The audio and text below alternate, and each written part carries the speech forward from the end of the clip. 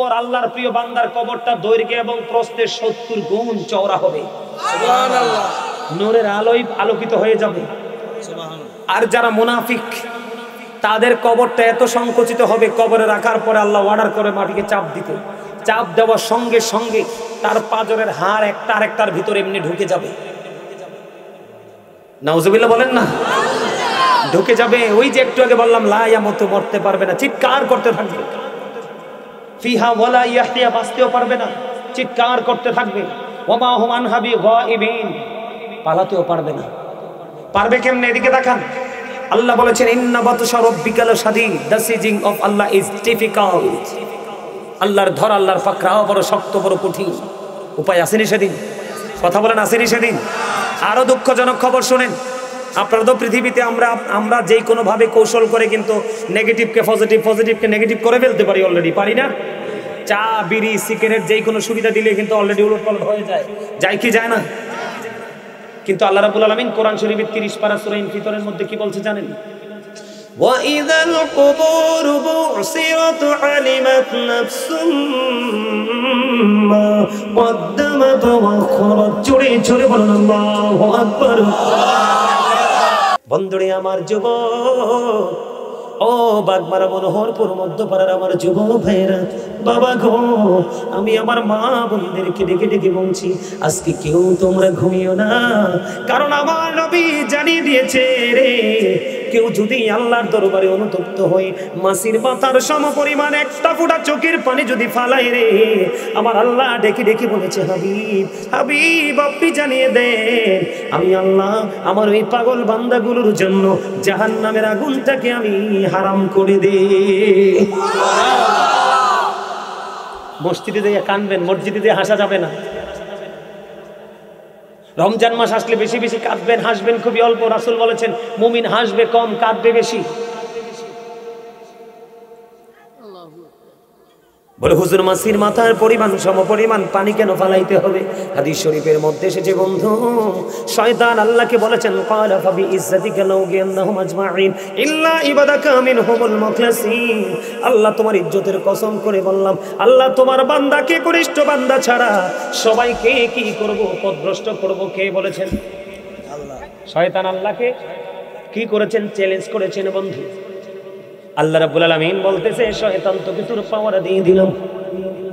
আর আমরা যারা মুমিন আমাদেরকে ডেকে ডেকে আল্লাহ রাব্বুল আলামিন সাবধান করেছেন, ইন্না শাইতানা লাকুম আদুউন ফাত্তাকিজুহু আদুওয়া। আল্লাহ বলেছেন Shaitan is the eternal enemy of the believers. ঈমানদারদের প্রকাশ্য দুশমন হলো শয়তান, কিন্তু সত্যিকারের মুমিন যারা, ইখলাসপূর্ণ বান্দা যারা, তাকওয়া সম্পূর্ণ বান্দা যারা, আল্লাহ তাদের সম্পর্কে বলেছেন ইন্না কাইদা শাইতানি কানা দাঈফা। আল্লাহ বলেছেন শয়তান ডিসিপশন ইজ ভেরি উইক। শয়তানের ধোঁকা মুমিনের জন্য একেবারে দুর্বল, হাজার চেষ্টা করলেও মুমিনকে আটকাতে পারে না। আজকে যে যুবক ভাইরা তোমরা জান্নাতের বাগানে এসেছো, আমার মুরব্বী বাবা গো, আপনারা যারা আজকে জান্নাতের বাগানে এসেছেন, আপনারা হলেন এই মুহূর্তে আপনারা আল্লাহর জান্নাতের মেহমান হয়ে গেছেন। জীবনের গুনাহগুলি মাফ হয়ে যাবে, আল্লাহ আপনার আপন হবে। আমার দিকে তাকান। আল্লাহর হাবিব বলেছেন, এই হাদিস বলে আমি আমার মূল আলোচনায় ঢুকবো বন্ধু। আল্লাহর হাবিব বলে দিয়েছেন, আমার দিকে তাকান। আল্লাহর হাবিব বলেছেন আল্লাহকে বান্দা যেমন মনে করে ঠিক আল্লাহ সেই বান্দার কাছে ঠিক তেমন। ওমা সুবহানাল্লাহ বললেন না?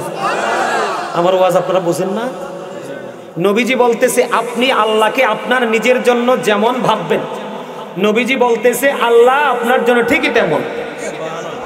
যেমন এক্সাম্পল স্বরূপ আপনাদেরকে সহজে বুঝে, কোন মানুষ 1 সপ্তাহ ধরে মানত করে রাখছে, গাজী সুলাইমান সাহেব আসবে রে আজকের মাহফিলে, হুজুরকে আমি ভালোবাসি, ওনার আলোচনা শুনবো। এটা একটা খেয়াল। আরেকটা হলো আল্লাহ গো, আমি যদি ওই মাহফিলে যাই শুরু থেকে শেষ পর্যন্ত বসে থাকার চেষ্টা করব মালিক, এর বিনিময় তোমার কাছে চাইবো গো তুমি আমার জীবনের গুনাহগুলি মাফ করে দিবা। এটা হলো আপনি আল্লাহকে এমন মনে করতেছেন বলার পরে যে হ্যাঁ আমার আল্লাহ মাফ করে দিবে। নবী জানিয়ে দিয়েছে উম্মত তোমরা টেনশন করো না, তুমি যেমন চিন্তা করে আজকে জান্নাতের বাগানে এসেছো আমার আল্লাহ ঠিক তোমার সাথে তেমন ব্যবহারই করবে। সুবহানাল্লাহ। নবীজি আরো বলেছেন, একটা হাদিস কিন্তু আমি পাই টু পাই ভেঙে ভেঙে বলছি বন্ধু, নবীজি আরো জানিয়ে দিয়েছেন, কেউ যদি জিকির করার জন্য আল্লাহর দিকে এক বিঘা পরিমাণে গিয়ে আসো, আল্লাহ রাব্বুল আলামিন কথা দিয়েছে হাবিব আপনি জানিয়ে দেন, যেই বান্দা জিকির করার জন্য আমি আল্লাহর দিকে এক বিঘা পরিমাণে গিয়ে আসে গো, আমি আল্লাহ তার দিকে এক গজ পরিমাণে গিয়ে আসি। সুবহানাল্লাহ। নবীজি আরো বলে দিয়েছেন, কেউ যদি আল্লাহর দিকে জিকির করার জন্য, বন্ধু জিকির মানে কি আমি আপনাদেরকে বলি, জিকিরের বাংলা হলো স্মরণ। আমি আজকে আল্লাহর স্মরণে আসছি কিনা বলেন? নবীজি জানিয়ে দিয়েছে, কেউ যদি আল্লাহর দিকে এক হাত পরিমাণে গিয়ে আসে, আমার আল্লাহ কথা দিয়েছে হাবিব আপনি জানিয়ে দেন, আমি আল্লাহ কথা দিলাম গো, আমি আমার ওই বান্দার দিকে 2 হাত পরিমাণে গিয়ে আসি। সুবহানাল্লাহ। আল্লাহ বলেছে হাবিব আপনি আরো জানিয়ে দেন, হাদিস শরীফের মধ্যে বন্ধ এসেছে, কেউ যখন আমি আল্লাহর দিকে হেঁটে হেঁটে আসে রে, আমি আল্লাহ তার দিকে দৌড়ে চলে আসি। আমার নবীজি আরো বলে দিয়েছেন, ও বন্ধু আজকে আমরা যে বসেছি এটা একটা একেবারে নরমাল জায়গা, ধান ক্ষেত, ঠিক কিনা বলেন? এই ধান ক্ষেত আমরা একটা নরমাল জায়গায় নরমাল সামিয়ানার নিচে বসেছি রে। হাদিস শরীফের মধ্যে এসেছে বন্ধু, আপনার আমার প্রাণের নবী জানিয়ে দিয়েছে হাবিব আপনি আমার বান্দাগুলোকে জানিয়ে দেন। হাদিস শরীফের মধ্যে এসেছে বন্ধু, আপনার আমার নবী আপনাকে আমাকে জানিয়ে দিয়েছে হাবিব বন্ধু আপনি জানিয়ে দেন, পৃথিবীর বুকে নরমাল জলসায় বসে বসে আমার বান্দাগুলো আমি আল্লাহর জিকির করে গো, আমি আল্লাহ কথা দিলাম তার চাইতে উত্তম জলসা আমি আমার বান্দাগুলোর জিকির করি। এখন আপনাকে যদি কেউ বন্ধু এই মুহূর্তে প্রশ্ন করে, তুমি তো মাহফিলে বসে আছো, তুমি আমাকে একটু বলো না তোমার আল্লাহ কি করে, আমি বলে দিতে পারবো। আজকে বুদ্ধি শিখায় দেই বন্ধু, আপনাকে কেউ যদি প্রশ্ন করে তুমি রাত্র 2টা পর্যন্ত মসজিদে ছিলা, তুমি কি বলতে পারবা এতক্ষণ পর্যন্ত তোমার আল্লাহ কি করেছে? আপনি একবার আত্মবিশ্বাসের সাথে কনফিডেন্সলি বলে দিবেন আমি বলতে পারবো। বলো বলো কি বলবা? আমি বলে দিব আমার আল্লাহ এতক্ষণ পর্যন্ত আমার জিকির করেছে। বন্ধুরে আমার, এবার শোনেন জিকির কাকে বলে বন্ধু।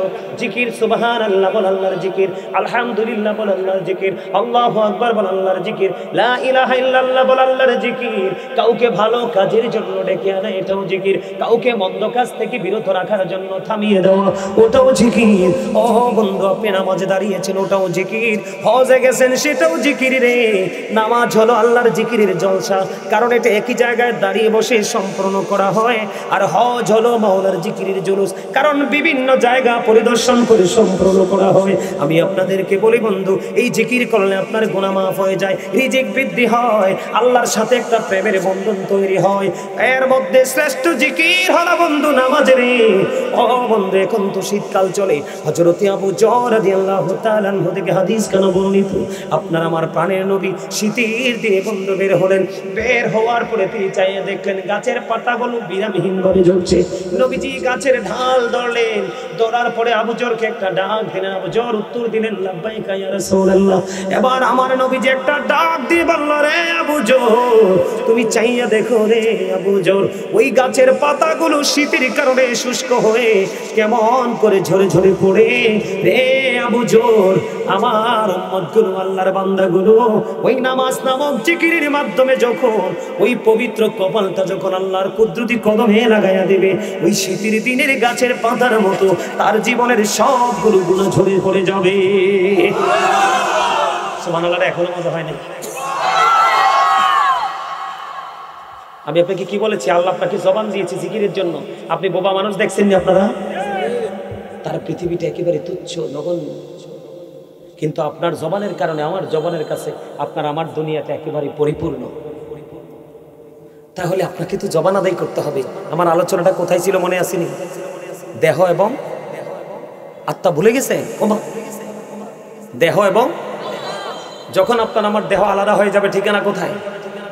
কবরে, কবরস্থান। কোথায়? কবরস্থানে যাওয়ার পরে আপনার আমার উপায় আছে না? কথা বলেন আছে? কবরস্থানে যাওয়ার পরে আপনার আমার উপায়টা আমি বলি। রাসূল বলে দিয়েছেন আল কবর রাউজাতুম মিন রিয়াদিল জান্নাতি আও হুফরাতুম মিন হুফারিন নার। কবরটা জান্নাতের একটা বাগান হবে, জাহান্নামের একটা গর্ত হবে। শর্ট করে বলছি, মুমিনের কবর হবে দৈর্ঘ্য এবং প্রস্থে 70 গুণ প্রশস্ত। ওমা সুবহানাল্লাহ বলবেন না আপনারা? বুঝেন নাই আমার কথা? মুমিনের কবর, আল্লাহর প্রিয় বান্দার কবরটা দৈর্ঘ্য এবং প্রস্থে 70 গুণ চওড়া হবে। সুবহানাল্লাহ। নূরের আলোয় আলোকিত হয়ে যাবে। সুবহানাল্লাহ। আর যারা মুনাফিক তাদের কবরটা এত সংকুচিত হবে, কবরে রাখার পরে আল্লাহ অর্ডার করে মাটিকে চাপ দিতে, চাপ দেওয়ার সঙ্গে সঙ্গে তার পাঁজরের হাড় একটা আরেকটার ভিতরে এমনি ঢুকে যাবে। নাউজুবিল্লাহ বলেন না? ঢুকে যাবে। ওই যে একটু আগে বললাম লা ইয়ামুতু, মরতে পারবে না, চিৎকার করতে থাকবে। ফিহা ওয়ালা ইয়াহইয়া, বাঁচতেও পারবে না, চিৎকার করতে থাকবে। ওমা হুম আনহা বিগাইবিন, পালাতেও পারবে না। পারবে কেমনে? এদিকে দেখান। আল্লাহ বলেছেন ইন্না বাতশা রাব্বিকা লাশাদীদ, the seizing of Allah is difficult. আল্লাহর ধর, আল্লাহর পাকড়াও বড় শক্ত, বড় কঠিন। উপায় আসেনি সেদিন? কথা বলেন আসেনি সেদিন? আরো দুঃখজনক খবর শুনেন। আপনারা তো পৃথিবীতে আমরা যেই কোনো ভাবে কৌশল করে কিন্তু নেগেটিভকে পজিটিভ, পজিটিভকে নেগেটিভ করে ফেলতে পারি। অলরেডি পারি না? চা, বিড়ি, সিগারেট যেই কোনো সুবিধা দিলে কিন্তু অলরেডি উলটপালট হয়ে যায়। যায় কি যায় না? কিন্তু আল্লাহ রাব্বুল আলামিন কোরআন শরীফের 30 পারা সূরা ইনফিতরের মধ্যে কি বলছে জানেন? وَإِذَا الْقُبُورُ بُعْثِرَتْ عَلِمَتْ نَفْسٌ مَّا قَدَّمَتْ وَأَخَّرَتْ। জোরে জোরে বলুন আল্লাহু আকবার। মাশাআল্লাহ 40% আসছে, মাত্র 40%, আরো 60% বাকি আছে। 100% হবে না? হবে না? আল্লাহু আকবার মানি তো জিকির। আর জিকির মানি হলো, নবীজি বলছে যখন তোমরা জান্নাতের বাগানে যাও তখন তোমরা জান্নাতের বাগান থেকে ফল খেয়ে নিও। ইয়া রাসূলুল্লাহ, ইয়া হাবিবাল্লাহ, নবী গো, ওই জান্নাতের বাগানের ফলটা কি বলবো নি? আমার সাথে জান্নাতের বাগানের ফল খাইবেন নি?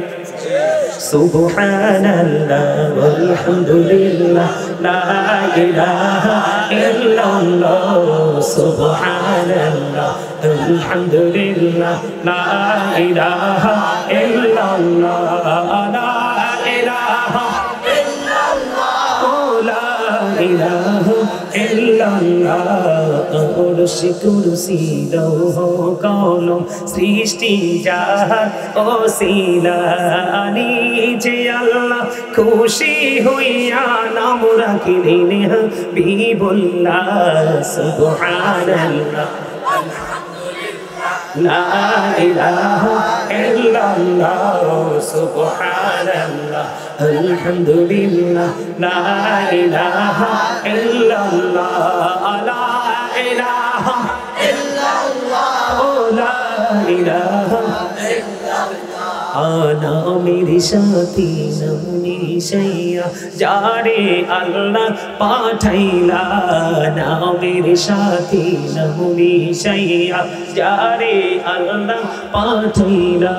আনি যে আল্লাহ দোস্ত বলে তাহার প্রেমে বুঝিলা।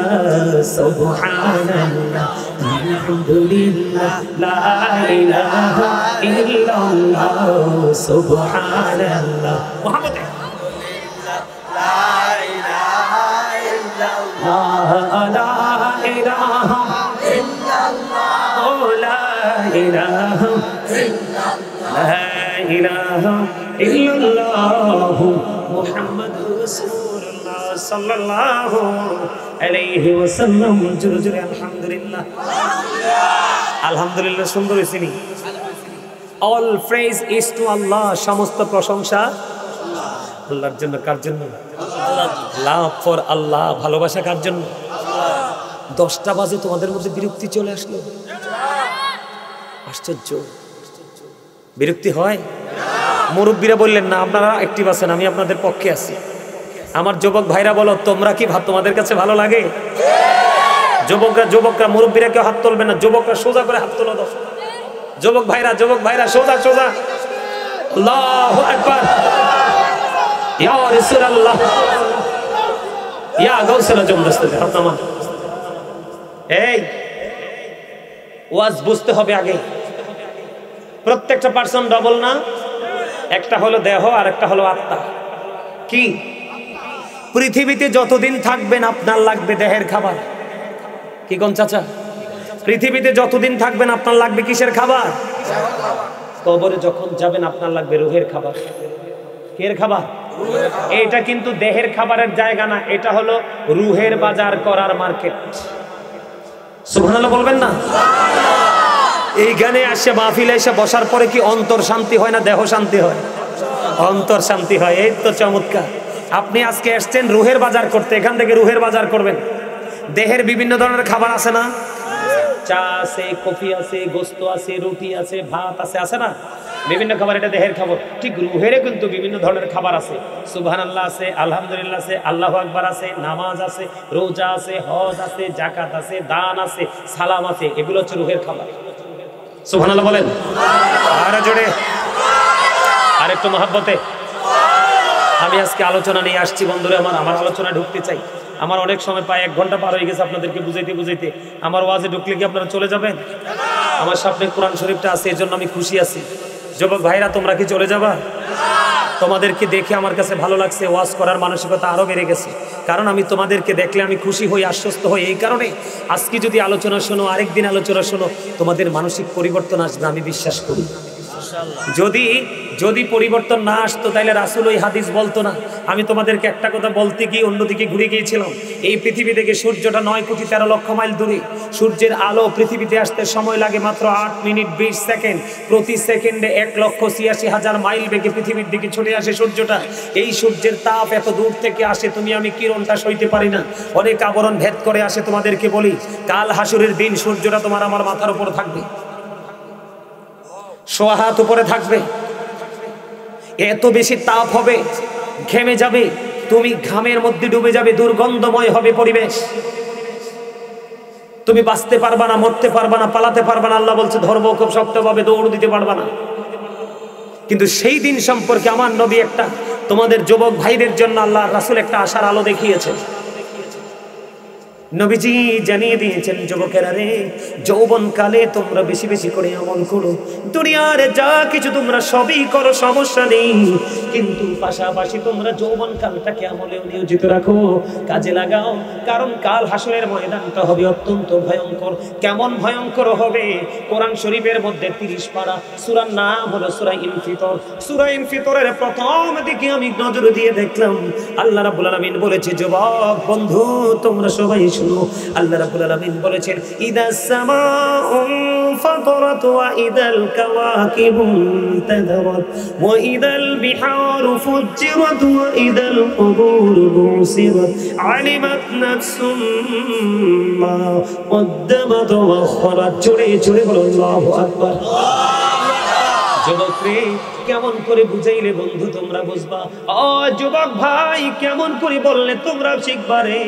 আমার জানা নাই, সর্বোচ্চটা দিয়ে বলার চেষ্টা করতেছি রে বন্ধু, তোমরা একটুখানি শোনো। মাথার উপরে এখন আকাশ দেখতে পাও, মাঝে মাঝে আকাশের গায়ে তোমরা তারা দেখতে পাও, ঠিক কিনা? আল্লাহ বলেছেন, ইদাস সামাউ ফাতারাত, ওই কিয়ামতের দিন আকাশটা ভেঙে চলে যাবে, আকাশটা ভেঙে চূর্ণ বিচূর্ণ হয়ে যাবে। ইদাস সামাউ ফাতারাত ওয়া ইদাল কাওয়াকিবু তাদারাত ওয়া ইদাল বিহারু ফুজ্জিরাত। আল্লাহ বলে দিয়েছে, আকাশ কিয়ামতের দিনে ভেঙে চলে যাবে রে, তারকাগুলো বন্ধু ঝরে ঝরে পড়বে, সমুদ্র সেদিন উদ্বেলিত হয়ে যাবে, কবরটাকে ওপেনিং করে দেওয়া হবে। ওয়া ইদাল কুবুরু বুসিরাত আলিমাত নাফসুম মা কদ্দামাত ওয়া আখরাত। কবর যখন ওপেন হয়ে প্রত্যেকটা মানুষকে কি করেছে আর কি করেনি প্র্যাকটিক্যালি সব সে দেখতে পাবে। জোরে জোরে আল্লাহু আকবার। ফাঁকি দেওয়ার সুযোগ আছে নি? কেরামান কাতিবি কাঁদে বসিয়া সকল কর্ম লিখিতেছি হুকুমনিয়া, আল্লাহর হুকুমনিয়া, ঠিক কিনা? বন্ধুরে আমার, শুধু আকাশটা বন্ধু ভেঙে যাবে না, তারকাগুলো শুধু ঝরে পড়বে না, সমুদ্র সেদিন শুধু উদ্বেলিত হবে না, সুস্থ মানুষগুলো বন্ধু মাতাল হয়ে যাবে। কিন্তু আসলে তারা নেশাগ্রস্ত থাকবে না, নেশাগ্রস্ত হয়ে যাবে। গর্ভধারিণী মা সন্তান প্রসবের আগে সন্তান প্রসব করে ফেলবে, গর্ভপাত করে ফেলবে, সে বলতে পারবে না, এত ভয়ঙ্কর হবে। নবীজি বলেছেন নারী পুরুষ উলঙ্গ হয়ে ল্যাংটা হয়ে উঠবে। মা আয়েশা বললেন, ইয়া রাসূলুল্লাহ, নারী পুরুষ যদি ল্যাংটা হয়ে গো, উলঙ্গ হয়ে গো, নবী কেউ কি কারো দিকে নজর দিবে না? নবীজি একটা ডাক দিয়ে বললেন, তারা একজন আরেকজনের দিকে তাকাবে, এই তাকানোর সুযোগ থাকবে না, কারণ এটা অত্যন্ত ভয়ঙ্কর হবে রে আয়েশা, কেউ কারো দিকে নজর দেওয়ার মতো কোনো সুযোগ থাকবে না। জোরে জোরে বলেন আল্লাহু আকবার। সেদিন আপনি আমি কি করব? বাগমারা, মনোহরপুর, মধ্যপাড়ার আমার যুবক বন্ধুরা, তোমরা সবাই শোনো গো, আমার নবীজি জানিয়ে দিয়েছেন ওই ভয়ঙ্কর বিপদের দিন, ওই ভয়ঙ্কর বিপদের দিন তোমাদের জন্য শুভ সংবাদ দিয়ে গেছে তোমাদের প্রাণের নবী। নবীজি বলেছে, যুবক প্রাণ করে শোনো, ওই কিয়ামতের দিন 7 শ্রেণীর মানুষকে আল্লাহ রাব্বুল আলামিন আল্লাহর আরশের নিচে জায়গা দিবে। কয় শ্রেণী? এর মধ্যে এক শ্রেণীর মানুষ হবে বন্ধু যুবকের দল।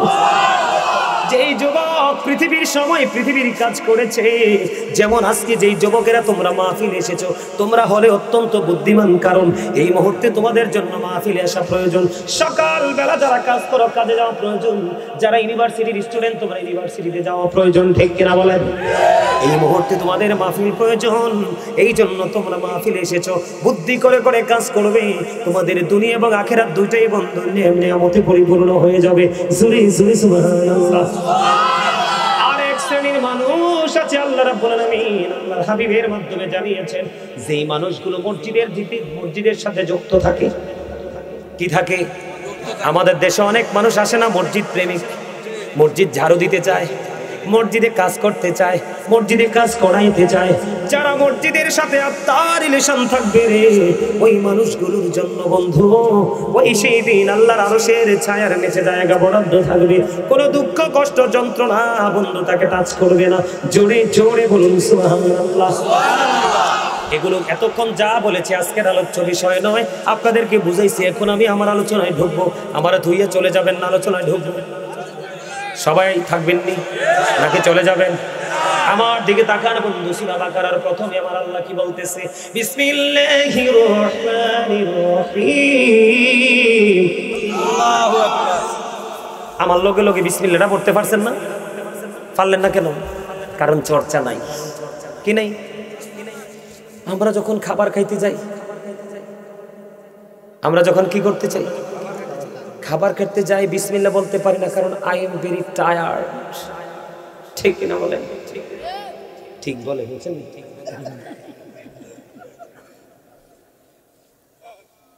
বলছি হ্যাঁ, খাইতে খাইতে খাইতে খাইতে এত বেশি ঢুকাইছি, গলা পর্যন্ত আসছে, আলহামদুলিল্লাহ বলতে ভুলে গেছি। ব্যাপার কি? আলহামদুলিল্লাহ বললাম না কেন? I am very relax. বুঝেন নাই? কারণ শুরুতে এত খিদা ছিল, আমি টায়ার্ড ফিল করছি, বিসমিল্লাহ বলতে ভুলে গেছি। খাইতে খাইতে এত বেশি খাইছি, আলহামদুলিল্লাহ বলতে ভুলে গেছি। নাউজুবিল্লাহ বলেন আরো জোরে। এরে ভাই, তোরা ডিস্টার্ব করিস না, মাত্র 10টায় না বাজে। আমি তো এই মাত্র, আমার কাছে মনে হয় যে মাত্র এশারের টাইম হয়েছে। আলহামদুলিল্লাহ বলেন। কেন বললাম তোমরা বিসমিল্লাহটা বলো নাই? লসে পড়ছো তো। যেই ব্যক্তি বিসমিল্লাহ শরীফ তেলাওয়াত করবে প্রত্যেকটা ভালো কাজের আগে, তার জন্য কাল হাসরে 4টা নদী বরাদ্দ থাকবে।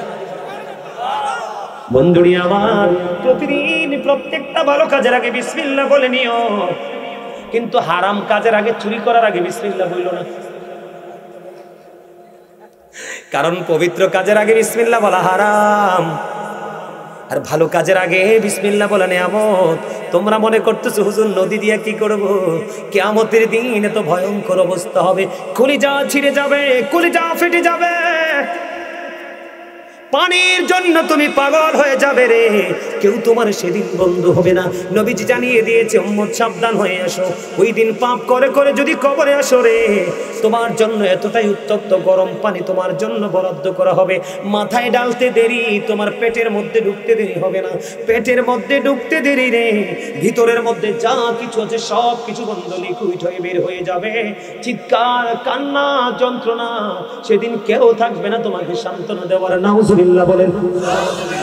কিন্তু যারা আল্লাহ এবং আল্লাহর হাবিবের সাথে প্রেমের ডোরি লাগায়া কবরে যাইবা গো, তোমাদের জন্য নিয়ামত নবীজি জানাই দিলেন, যেই ব্যক্তি বিসমিল্লাহ পড়বা তার জন্য 4টা নহর বরাদ্দ থাকবে।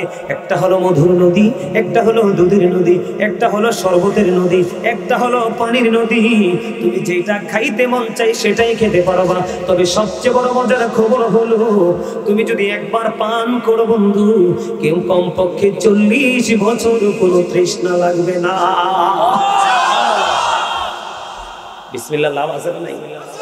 করার দরকার আছে না নাই? আরো জোরে বলে আছে। বিসমিল্লাহির রহমানির রহিম। আল্লাযীনা ইউমিনুনা বিল গায়বি ওয়া ইউকিমুনাস সালাতা ওয়া মিম্মা রাযাকনাহুম ইউনফিকুন। আল্লাহু আকবার। আর জোরে জোরে বলুন আল্লাহু আকবার। আল্লাহ রাব্বুল আলামিন বলতেছে, বন্ধু হৃদয় দিয়ে শুনুন, সাবধানী ওরাই যারা অদৃশ্যে বিশ্বাস করে, সালাত কায়েম করে, এবং আল্লাহ রাব্বুল আলামিন বলে দিয়েছেন আল্লাহ যে দৌলত দিয়েছে, সম্পদ দিয়েছে, তা থেকে যারা দান করে। সাবধানী কারা? যারা গায়েবকে বিশ্বাস করে, কি করে? এবং সালাত কায়েম করে। আল্লাহ রাব্বুল আলামিন যেই দৌলত দিয়েছে, আপনাকে আমাকে সম্পদ দিছি কি দিছি না? সম্পদ থেকে যারা আল্লাহর সন্তুষ্টির জন্য দান করে, জোরে জোরে কন্যা সুবহানাল্লাহ।